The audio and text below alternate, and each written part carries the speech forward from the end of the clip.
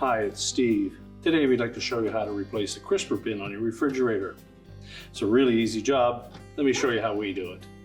So to change this part, we're simply going to remove the old one, open up the refrigerator, remove the broken bin, we'll discard that, and then remove the protective film from the new one. And slide it into the rails.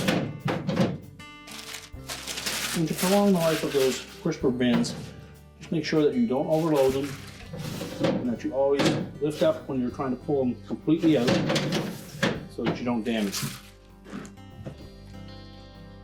And our repair is complete.